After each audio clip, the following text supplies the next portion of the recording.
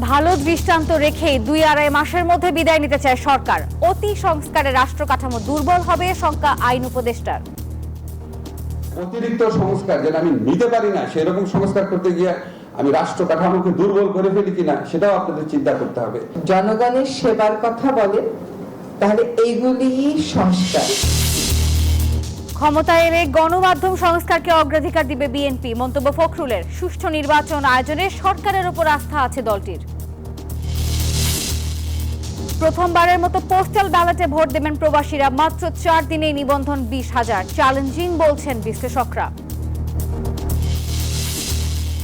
BGB কর্মকর্তা রেদওয়ানুল সহ 4 জনের বিরুদ্ধে অভিযোগ গঠনের শুনানি 4 ডিসেম্বর। আবু সাইদ হত্যা মামলার পরবর্তী সাক্ষ্য গ্রহণ 27 নভেম্বর।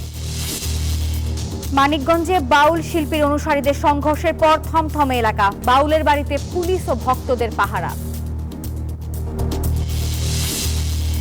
লেবাননে ইসরায়েলের বিমান হামলায় শীর্ষ হিজবুল্লাহ কমান্ডার সহ নিহত 5। গাজায় 44 দিনে 497 বার যুদ্ধবিরতি লঙ্ঘন তেল আবিবের। এবং লা লিগায় এলচের বিপক্ষে হোঁচট খেয়েছে রিয়াল মাদ্রিদ। ইপিএলে বড় জয় আর্সেনালের, সিরিয়া ইন্টারকে হারিয়ে টেবিলে 2-এ এসি মিলান।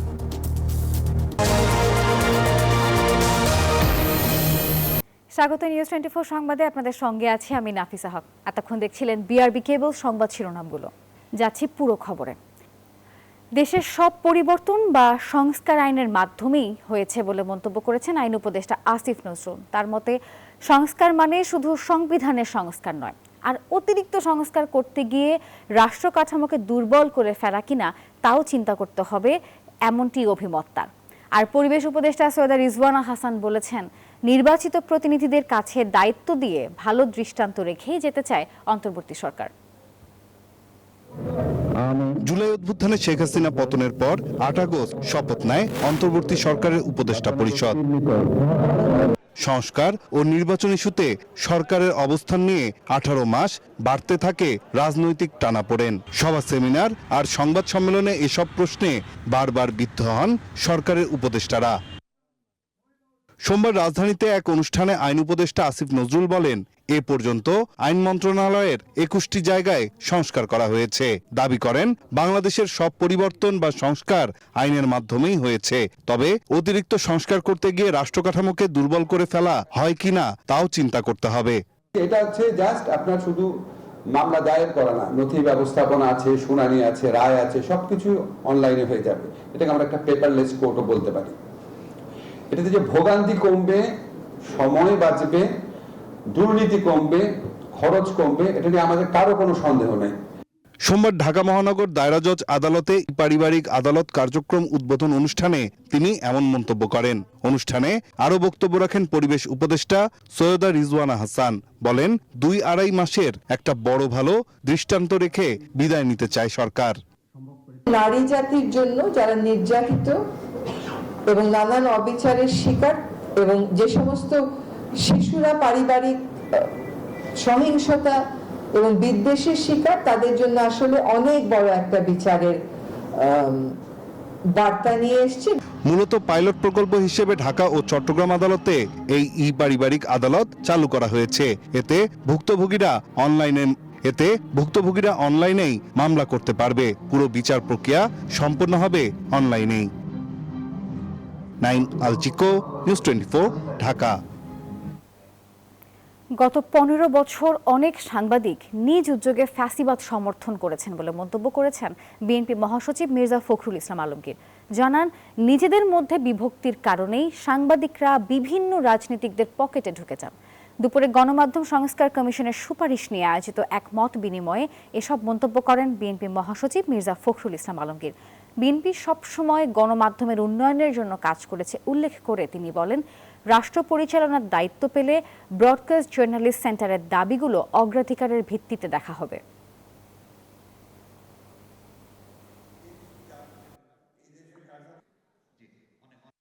সংস্কার যদি আমরা হৃদয়ে ধারণ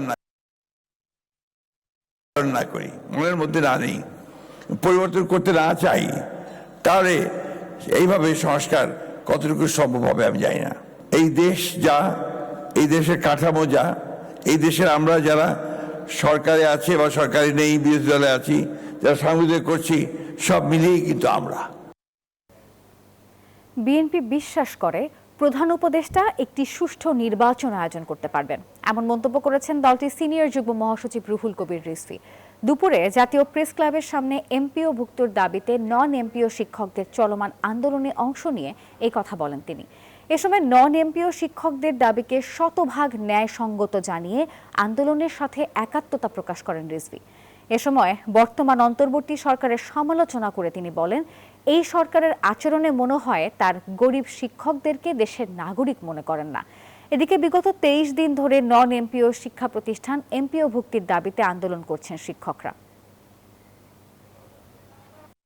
অন্তর্বর্তীকালীন সরকার সব রাজনৈতিক দল সমর্থন দিয়েছে। সব রাজনৈতিক দল মনে করেছে এই সরকারের অধীনে একটা অবাধ সুষ্ঠু নির্বাচন সম্ভব। আমাদের সে বিশ্বাস এখনো আছে ডক্টর ইউনূস সাহেবের সরকারে। কিন্তু আপনার অন্যান্য উপদেষ্টারা জনগণের স্বার্থে, জনগণের চিন্তার সাথে তাল মিলিয়ে তারা কাজ করছেন না।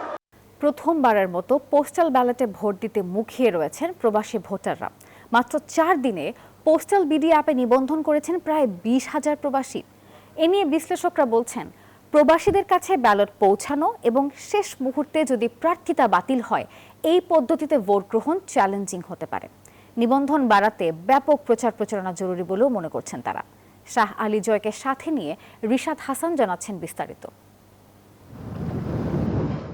বিশ্বের 170টির বেশি দেশে জনশক্তি হিসেবে কাজ করছেন প্রায় 1,30,00,000 বাংলাদেশি প্রবাসী, যাদের পাঠানো রেমিটেন্স অবদান রাখছে দেশের অর্থনীতিতে। সবকিছুকে ছাপিয়ে এবার প্রবাসীদের পালা দেশের সরকার গঠনে অবদান রাখার, যেই সুযোগ এই প্রথমবারের মতো করে দিচ্ছে বাংলাদেশ নির্বাচন কমিশন। পোস্টাল ভোট বিডি অ্যাপের মাধ্যমে নিবন্ধন করলেই প্রবাসে বসে দেয়া যাবে নিজের ভোট। আমরা চাই আমাদের প্রতিনিধি দেশের বাহির থেকেও নির্বাচন করার জন্য আমাদের যে সুযোগটা দেওয়া হয়েছে এটা যাতে অব্যাহত থাকে। আমরা বিদেশ থেকে, প্রবাস থেকে ভোট দিতে পারবো, এই জন্য আমরা খুবই আনন্দিত। প্রবাস থেকে আমরা আমাদের কাঙ্ক্ষিত ভোট দিব, এই জন্য আমরা বর্তমান সরকারকে ধন্যবাদ। কয়েকটি সহজ ধাপে নিবন্ধন প্রক্রিয়া সম্পন্ন করা যাবে পোস্টাল ভোট বিডি অ্যাপ থেকে, যা গুগল প্লে স্টোর অথবা অ্যাপল স্টোর থেকে সহজেই ডাউনলোড করা যাবে। নির্বাচনের আগেই প্রবাসী ভোটারদের কাছে ব্যালট পৌঁছানো ও যথাসময়ে ব্যালট ফিরে পাওয়াটা বড় চ্যালেঞ্জ বলে মনে করেন নির্বাচন পর্যবেক্ষক। আমাদের দেশে কিন্তু আমি অনেক দেখেছি এই রাখার ব্যাপারেও অনেকে পরে সন্দেহ প্রকাশ করে, সরকারের উপর যদি তাদের না থাকে, আস্থা না থাকে। শেষ মুহূর্তে কারো প্রার্থিতা বাতিল হলে কি হবে পোস্টাল ভোটের পরিণতি, তাও পরিষ্কার নয় এখনো। বাংলাদেশে কোনো সময় আপনি দেখবেন যে আদালতের নির্দেশে শেষ মুহূর্তে প্রার্থী তালিকায় পরিবর্তন ঘটে, ব্যালট পেপারে পরিবর্তন ঘটে, তখন ওখানে পরিবর্তন আনে। শেষ মুহূর্তে যে পরিবর্তনটা, এই ব্যালট পেপার হয়তো সংশ্লিষ্ট যে প্রবাসী ভোটার অনেক ক্ষেত্রে সেটা পৌঁছে যাবে, তার আগেরটা পৌঁছাবে। সো তখন কিন্তু এটা কাউন্টিং করা একটা চ্যালেঞ্জিং কাজ হবে। প্রচার প্রচারণা ও ভোট গ্রহণ সহজতর করতে যে সকল দেশ ইতোপূর্বে পোস্টাল ব্যালটের মাধ্যমে ভোট গ্রহণ করেছে তাদের সহায়তা নেওয়ার পরামর্শ দিচ্ছেন বিশেষজ্ঞরা। তারা যদি পৃথিবীর অন্যান্য দেশে যেখানে পোস্টাল ব্যালট আছে সব কয়টা দেশের থেকে তারা অভিজ্ঞতাগুলি নেয়, মানুষকে অ্যাওয়ার করা, এই যে 1,30,00,000, আমরা শুধু অনলাইন করতে হবে না, এটা ব্যাপক ক্যাম্পেইন লাগবে, ব্যাপক অ্যাওয়ারনেস প্রোগ্রাম লাগবে। পূর্ব এশিয়া, দক্ষিণ আমেরিকা ও আফ্রিকা অঞ্চলের দেশের নিবন্ধন প্রক্রিয়া চলবে 28 নভেম্বর পর্যন্ত। উত্তর আমেরিকা ও ওশেনিয়া অঞ্চলের দেশের ভোটের নিবন্ধন কার্যক্রম শুরু হয়েছে 24 নভেম্বর থেকে। এ সময় 19 থেকে 23 ডিসেম্বরের মধ্যে বাদ পড়া প্রবাসীরাও করতে পারবেন নিবন্ধন। রিশাদ হাসান, নিউজ 24, ঢাকা। ঢাকা সফরের শেষ দিনে মন্ত্রণালয়ে পররাষ্ট্র উপদেষ্টা তৌহিদ হোসেনের সঙ্গে বৈঠক করেছেন কমনওয়েলথ মহাসচিব শার্লি বোচওয়ে। সকাল 10টার দিকে পররাষ্ট্র মন্ত্রণালয়ে এই বৈঠকটি শুরু হয়। এই বৈঠকে বাংলাদেশের শান্তি ও স্থিতিশীলতা, গণতন্ত্র ও সুশাসন নিয়ে আলোচনা করা হয়। এছাড়া দেশের জনগণের দীর্ঘমেয়াদী সমৃদ্ধির জন্য কমনওয়েলথের সহযোগিতা কিভাবে আরও জোরদার করা যেতে পারে তা নিয়েও আলোচনা হয়। 20 নভেম্বর 4 দিনের সফরে ঢাকা আসেন তিনি। এই সফরে প্রধান উপদেষ্টা, প্রধান নির্বাচন কমিশনার, বিভিন্ন রাজনৈতিক দলের নেতাকর্মী এবং বিভিন্ন দেশের হাই কমিশনারদের সঙ্গে পৃথক বৈঠক করেছেন বোচওয়ে।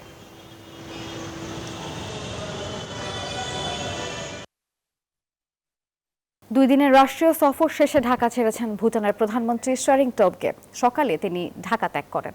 এর আগে 22 নভেম্বর হযরত শাহজালাল আন্তর্জাতিক বিমানবন্দরে পৌঁছালে ভুটানের প্রধানমন্ত্রীকে স্বাগত জানান প্রধান উপদেষ্টা ডক্টর মোহাম্মদ ইউনূস। ওই দিনই ভুটানের প্রধানমন্ত্রী ও প্রধান উপদেষ্টা দ্বিপাক্ষিক বৈঠক করেন। বৈঠকে দ্বিপাক্ষিক সম্পর্কের পূর্ণাঙ্গ পর্যালোচনা সহ বিশেষ গুরুত্ব দেন বাণিজ্য, সংযোগ, অর্থনৈতিক সহযোগিতা ও জনগণের মধ্যে সম্পর্ক বাড়াতে। এছাড়াও ভুটানের প্রধানমন্ত্রী তোবগে রাষ্ট্রপতি মোহাম্মদ শাহাবুদ্দিন, পররাষ্ট্র উপদেষ্টা মোহাম্মদ তৌহিদ হোসেন এবং বাণিজ্য উপদেষ্টা শেখ বশির উদ্দিনের সঙ্গে আলাদাভাবে সৌজন্য সাক্ষাৎ করেন।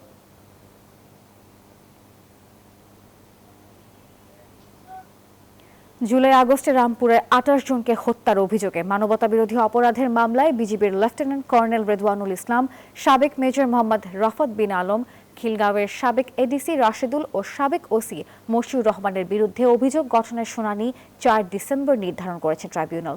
সোমবার আন্তর্জাতিক অপরাধ ট্রাইব্যুনাল 1-এ বিচারপতি শফিউল আলম মাহমুদের নেতৃত্বাধীন 2 সদস্যের বিচারিক প্যানেলে এদিন ধার্য করেন।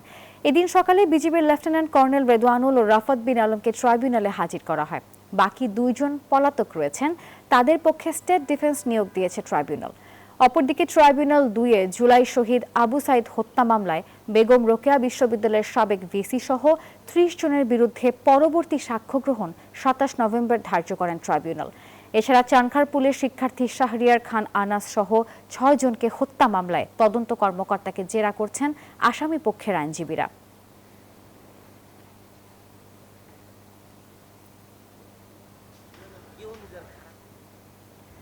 মানিকগঞ্জে বাউল শিল্পী সমর্থকদের উপর হামলার ঘটনায় দেশ জুড়ে চলছে উদ্বেগ এবং নিন্দা। এই ঘটনার নিরপেক্ষ ও পূর্ণাঙ্গ তদন্ত করে দোষীদের আইনের আওতায় আনার দাবি জানিয়েছে বিভিন্ন রাজনৈতিক দল। বাউলের বাড়িটি বর্তমানে পুলিশ এবং ভক্তদের পাহারায় রয়েছে। তবে এই ঘটনায় এলাকায় এখন থমথমে পরিস্থিতি বিরাজ করছে। কাবুল খানের পাঠানো তথ্য ছবি নিয়ে ডেস্ক রিপোর্টে থাকছে বিস্তারিত। বাউল শিল্পী আবুল সরকারের মুক্তির দাবিতে আন্দোলনে নামে বাউল শিল্পীরা। তাদের ঠেকাতে মাঠে নামে কথিত তৌহিদ জনতা। মানিকগঞ্জ সরকারি উচ্চ বিদ্যালয় মাঠের পাশে দুপুরে 2 পক্ষের মধ্যে মারামারি শুরু হয়। এ সময় অনেকে পুকুরে ঝাঁপিয়ে পড়ে। এতে উভয় পক্ষের 4 জন আহত হন। এসব ভিডিও সামাজিক যোগাযোগ মাধ্যমে ছড়িয়ে পড়লে সমালোচনা ও প্রতিবাদের ঝড় ওঠে মানিকগঞ্জে। অবিলম্বে বাউলের মুক্তি ও হামলায় জড়িতদের বিরুদ্ধে শক্ত পদক্ষেপ নিতে সরকারের প্রতি আহ্বান জানিয়েছেন নাগরিক সমাজের প্রতিনিধিরা। ঘটনার পর আতঙ্কে রয়েছে বাউল আবুল সরকারের পরিবার। বাড়িটি পুলিশ ও ভক্তদের পাহারায় রয়েছে। তৌহিদ জনতার লোকজন আমাদেরকে বাধাবিঘ্ন করাতে আমরা ওখান থেকে ঘুরে আসছি এবং কি তৌহিদ জনতার লোকজন আমাদের অনেক ভাই বিরাদারকে অন্যায়ভাবে অত্যাচার করছে এবং কি মাইরে পিটিয়ে পানিতে তাদেরকে ফালাই দিছে। খবর আসছে যে তৌহিদ জনতা এই বাড়ির উপরে হামলা করবে, ভাঙচুর করবে। তৌহিদ জনতা লোকজন এসে আমাদের যে গুরু ভাই ছিল তাদের আতুলি পাতুলি মোটামুটি মারধর করে, কিছু লোকজনকে মোটামুটি মাথাও ফাটায় ফেলেছে।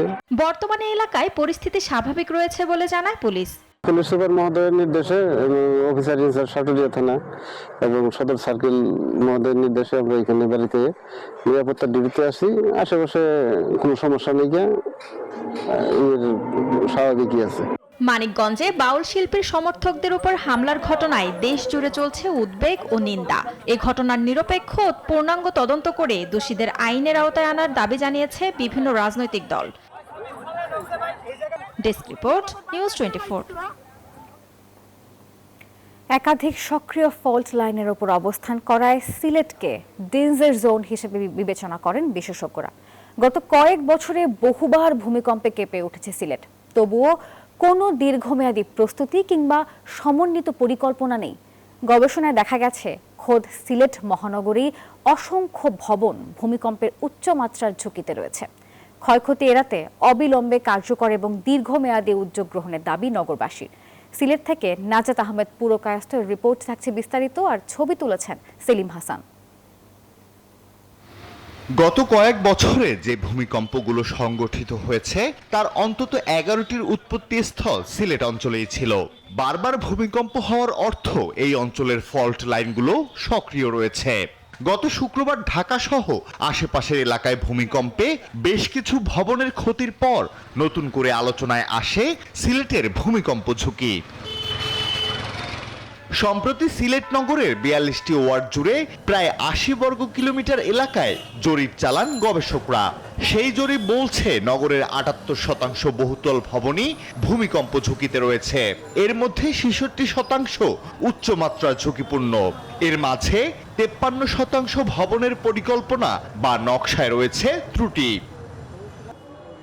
এদিকে নগরের ঝুঁকিপূর্ণ ভবনের বিষয়ে অধিকতর যাচাই বাছাই করতে সিটি কর্পোরেশনের কাছে আবেদন জানানো হলেও অজানা কারণে সেটি আর এগোয়নি। মিনিমাম খরচ যেটা হবে সেটা দিয়ে এবং মেথড এবং সময় এবং সবকিছু উল্লেখ করে আমরা একটা প্রপোজাল দিই আর কি। তো আনফরচুনেটলি এরপরে ওই পক্ষ থেকে আর কোনো রকমের যোগাযোগ করা হয়নি। ঝুঁকিপূর্ণ ভবন নিয়ে কার্যকর উদ্যোগ না থাকায় ক্ষোভ প্রকাশ করেছেন নগরবাসী। বিল্ডিং কোড মাইনে চলতে হবে এবং রাস্তাঘাট ঘর দুয়ার কিভাবে হয় এটাকে আমরা মাইনে চলতে হবে। ঝুঁকিপূর্ণ বিল্ডিংগুলো যদি আমাদের একটু নজরদারি করা হয় তা আসলে সব মধ্যে ভালো হয়। এমন বাস্তবতায় ৬ মাত্রার ভূমিকম্প হলেই ঘটতে পারে ব্যাপক ক্ষতি। তাই দীর্ঘমেয়াদী পরিকল্পনার অংশ হিসেবে রাস্তা প্রশস্তকরণ ও নিয়ম মেনে ভবন নির্মাণের পরামর্শ দিচ্ছে ফায়ার সার্ভিস। ২০ ফিট রাস্তা মাস্ট থাকতে হবে, এরপরে বেশি ৩০ ফিট পর্যন্ত ৪০ ফিট পর্যন্ত হলে ভালো হয়। শিগগিরই ঝুঁকিপূর্ণ ভবনের বিষয়ে কার্যকরী সিদ্ধান্ত নেওয়া হবে বলছে সিসি। 7টা ভবন অতি ঝুঁকিপূর্ণ চিহ্নিত করেছে। এটা যে কমিটি করেছে, কমিটি কিন্তু তাদেরকে সুপারিশ দিয়েছে। যে সমস্ত রাস্তাগুলো অকুপাই হয়ে গেছিল সেগুলোকে পুনরায় করা, যাতে করে যে কোনো দুর্ঘটনায় আমাদের দুর্ঘটনাগ্রস্ত এলাকায় সহজে আমরা পৌঁছতে পারি। ভূমিকম্পের সম্ভাব্য ক্ষতি কমাতে মাস্টার প্ল্যান ঢেলে সাজানোর পাশাপাশি ব্যাপক জনসচেতনতা তৈরির পরামর্শ বিশ্লেষকদের। Desk report, news 24। এবারে জানিয়ে দিব জেডএসআরএম নির্বাচনের পথে।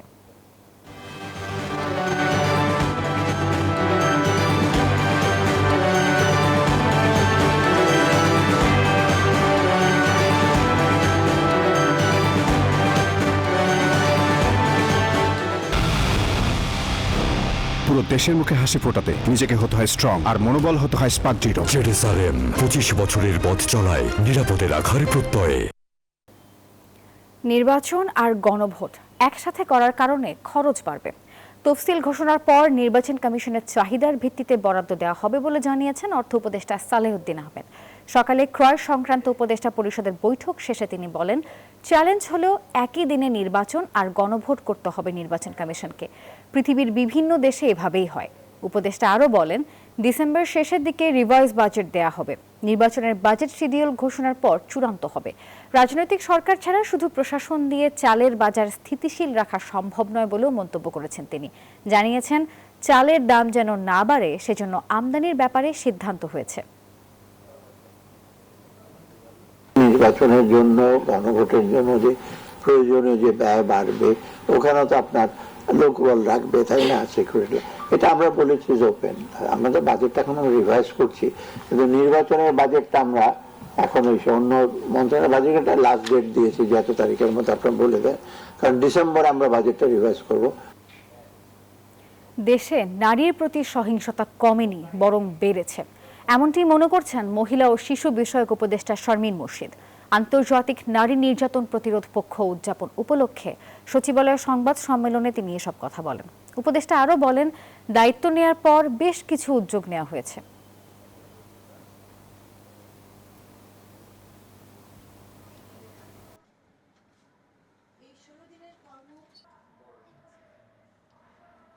রাজনৈতিক শাসকরা তাদের নানা রাজনৈতিক স্বার্থে মেয়েদের উপরে জুলুম করে, কারণে অকারণে সহিংসতা, রাস্তা দিয়ে হেঁটে গেলে তাকে টিটকারি মারা, এমনকি ওয়াজেও নারী সমালোচনা করতে গিয়ে যে ভাষা ব্যবহার করা নারীকে অত্যন্ত ঝুঁকিতে ফেলে দেয়। শ্রমবাজারে সৃষ্ট সংকট নিরসনে 10 দফা দাবি আদায়ের লক্ষ্যে মানববন্ধন করেছে বায়রা সদস্যরা। সকালে রাজধানীর কাকরাইলস্থ বিএমইটি কার্যালয়ের সামনে এই কর্মসূচি অনুষ্ঠিত হয়। বায়রার নেতৃবৃন্দ অভিযোগ করেন, নতুন বিধি 2025-এর জটিলতায় প্রায় 300 রিক্রুটিং এজেন্সি লাইসেন্স নবায়ন করতে পারছে না। অভিযোগ বা মামলার কারণে প্রবাসী কল্যাণ মন্ত্রণালয় এসব এজেন্সি লাইসেন্স নবায়নও স্থগিত রেখেছে। তাদের দাবি, লাইসেন্স নবায়ন কার্যক্রম বন্ধ থাকায় বিদেশে কর্মী প্রেরণ ব্যাহত হচ্ছে, যা জনশক্তি রপ্তানিতে বড় ধরনের বিপর্যয় ডেকে আনতে পারে। এবারে মধুমতি ব্যাংক পিএলসি অর্থ বাণিজ্য সংবাদ। গেটস ফাউন্ডেশনের সহযোগিতায় আর্থিক খাতে 1.5 বছরের মধ্যে পুরোপুরি ইনক্লুসিভ ইনস্ট্যান্ট পেমেন্ট সার্ভিস চালু হবে। সোমবার বাংলাদেশ ব্যাংকের সাথে গেটস ফাউন্ডেশনের ভার্চুয়ালি এই চুক্তি হয়েছে। এর মাধ্যমে মোবাইল ওয়ালেট, ব্যাংক এবং অন্যান্য আর্থিক প্রতিষ্ঠান একে অপরের সাথে যুক্ত থাকবে। আন্তঃলেনদেনের ফলে ক্যাশলেস ট্রানজ্যাকশন সহজ হবে। এতে দ্রুত ক্যাশলেস সোসাইটি গড়ে উঠবে বলে জানিয়েছেন গভর্নর আহসার এইচ মনসুর। টাকা ছাপানোর 20,000 কোটি টাকা খরচ যদি ক্যাশলেস সোসাইটি গঠনে ব্যয় করা যায়, তাহলে রাজস্ব আয় বাড়বে। নগদ টাকার লেনদেন কমানো গেলে দুর্নীতি এমনিতেই কমে যাবে, স্বচ্ছতা এবং জবাবদিহিতা বাড়বে বলে জানান governor Ahsan H Mansur. Gates Foundation বাংলাদেশের সাথে অনেক দিন ধরে আছে, আপনারা সবাই জানেন। বাংলাদেশের বিভিন্ন কার্যক্রমে, বিশেষ করে ফাইন্যান্সিয়াল সেক্টরের সাথে তারা বহুদিন ধরে জড়িত আছে। বিকাশের সাথে, ব্যাংকের সাথে এবং অন্যান্য ফাইন্যান্সিয়াল ইনস্টিটিউশনের সাথে তারা সহযোগিতার হাত বাড়িয়ে দিয়েছেন, এখানে সেখানে কাজ করছেন একসাথে। বাংলাদেশ ব্যাংকের সাথেও আমরা তাদের সাথে কাজ করছি এবং আমরা আশা করব যে আমাদের যে যৌথ উদ্যোগ এটা অবশ্যই সফল হবে। রাজধানীর একটি হোটেলে বৃহস্পতিবার বিশ্বের শীর্ষস্থানীয় এয়ার কন্ডিশনার ব্র্যান্ড গ্রির পার্টনার্স মেট 2026 অনুষ্ঠিত হয়েছে। এতে বিশেষ অতিথি ছিলেন গ্রি গ্লোবালের assistant president Kevin Bai, AGM Ryan Chong এবং মিস অ্যাম্বার। দিনব্যাপী আয়োজিত অনুষ্ঠানে অংশগ্রহণকারী পার্টনার ও অতিথিদের স্বাগত জানান ইলেকট্রোমার্ট গ্রুপের চেয়ারম্যান মোহাম্মদ নুরুন নেওয়াজ। সম্মেলনে শুভেচ্ছা বক্তব্য রাখেন ইলেকট্রোমার্ট গ্রুপের ডিএমডি মোহাম্মদ নুরুল আফসার। সম্মেলনে আরও উপস্থিত ছিলেন ইলেকট্রোমার্ট গ্রুপের পরিচালক মোহাম্মদ সাজ্জাদুন নেওয়াজ, নুরুল আজিম সানি, সিনথিয়া কায়নাত নূর সহ অন্য ঊর্ধ্বতন কর্মকর্তারা।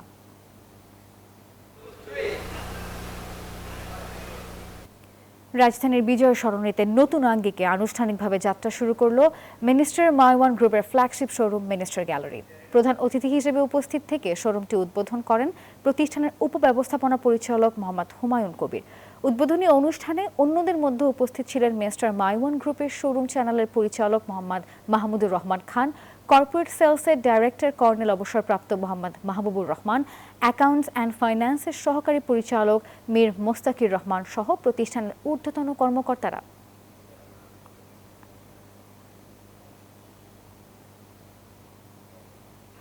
এবার আন্তর্জাতিক প্রসঙ্গ। লেবাননে ইসরায়েলি বিমান হামলায় হিজবুল্লাহর শীর্ষ কমান্ডার হায়থাম আলী সহ অন্তত 5 জন নিহত হয়েছেন। আহত হয়েছেন আরও অন্তত 25 জন। রবিবার বৈরুতের দক্ষিণের উপশহর হারেত হরাইকের একটি আবাসিক ভবনে এই হামলা চালানো হয়।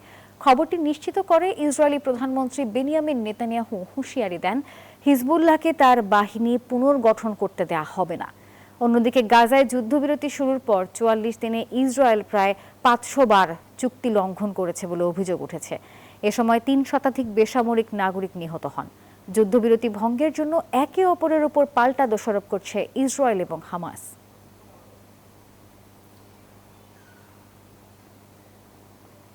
চৌত্রিশ দিনের বিরতি দিয়ে আবারও শুরু হচ্ছে ঘরোয়া ফুটবলের সবচেয়ে বড় আসর বাংলাদেশ ফুটবল লিগ। দিনের হাই ভোল্টেজ ম্যাচে ডিফেন্ডিং চ্যাম্পিয়ন মোহামেডানের বিপক্ষে কুমিল্লায় মাঠে নামবে আবাহনী। মানিকগঞ্জে আরামবাগের বিপক্ষে খেলবে জায়ান্ট বসুন্ধরা কিংস, আর মুন্সিগঞ্জে ব্রাদার্স ইউনিয়নের প্রতিপক্ষ ফকিরেরপুর ইয়ংম্যানস। আর অন্যদিকে কিংস অ্যারেনায় ফর্টিস পুলিশের মুখোমুখি হবে। সব ম্যাচই শুরু হবে দুপুর 3:45।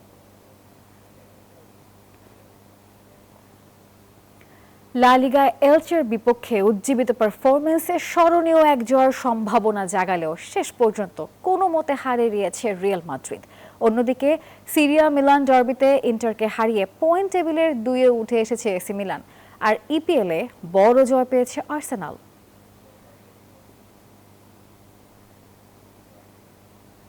সংবাদের এখনকার আয়োজন এই পর্যন্ত। এতক্ষণ সঙ্গে থাকার জন্য ধন্যবাদ সবাইকে।